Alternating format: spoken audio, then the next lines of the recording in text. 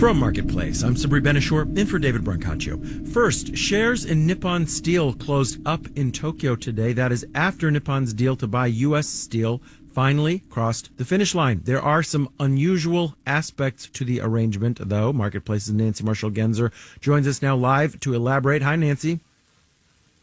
Good morning.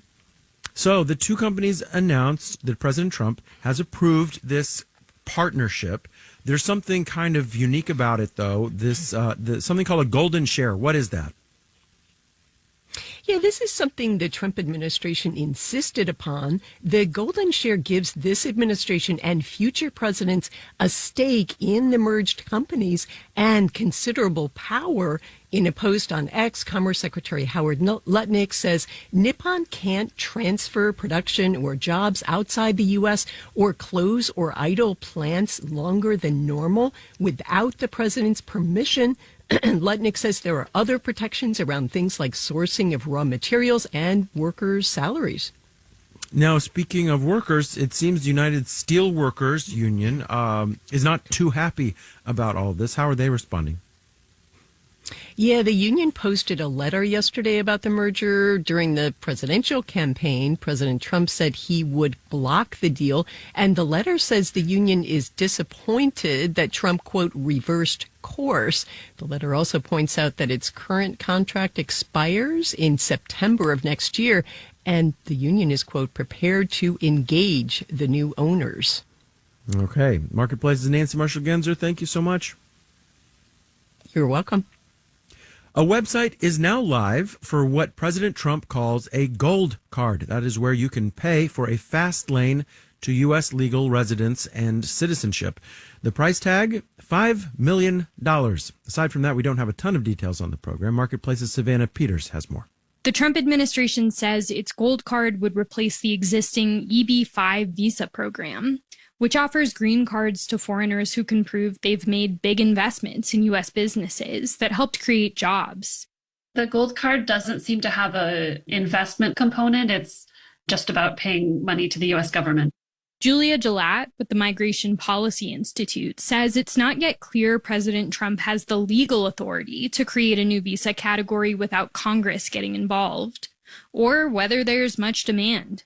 Because you have to be really extraordinarily wealthy for this to be attractive. Stan Boiger is with the American Enterprise Institute. He says most people with $5 million to throw around are doing pretty well in their own countries.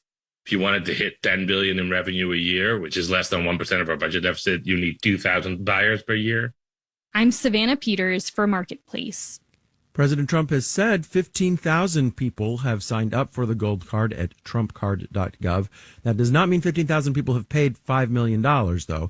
The website doesn't require proof of finances, but 15,000 are at least interested, according to the president. All right, let's do the numbers.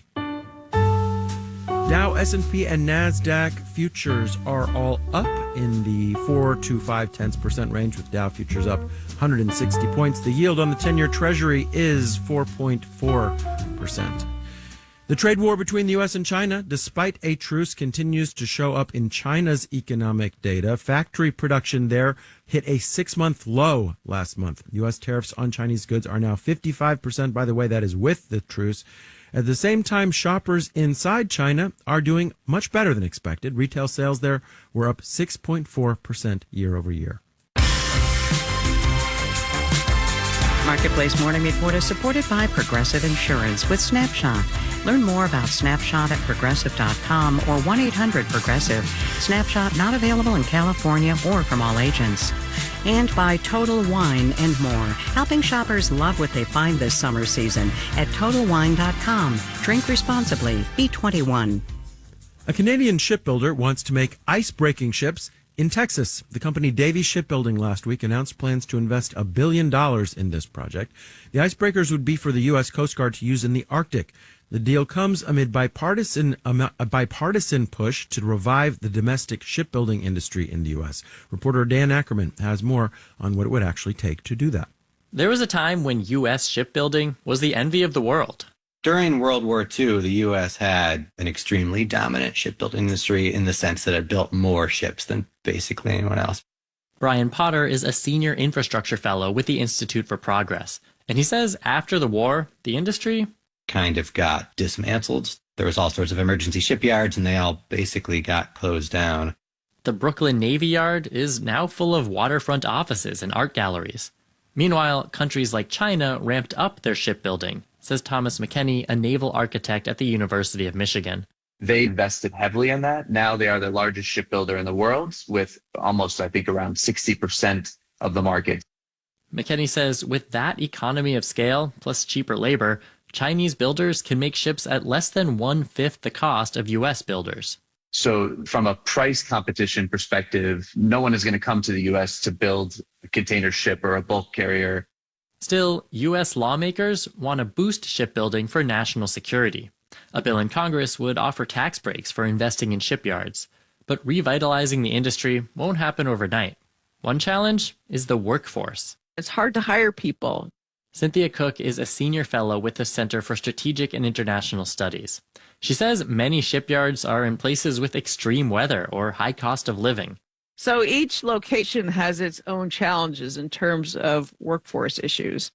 One key to solving those issues, a guarantee that the government is going to need a lot of these ships. We do need that constant demand signal. You're never going to be really efficient building one of anything. Matthew Paxton is president of the Shipbuilders Council of America. He says shipbuilding is complex, so it helps when yards can lock in contracts for a series of vessels at once. That's where we can get really efficient. We'll invest in our facilities. We'll invest in our workforce. The good news, says Paxton, is that increased shipbuilding is a priority that's remained full steam ahead across presidential administrations. I'm Daniel Ackerman for Marketplace. And in New York, I'm Sabri Benishore with the Marketplace Morning Report. From APM, American Public Media.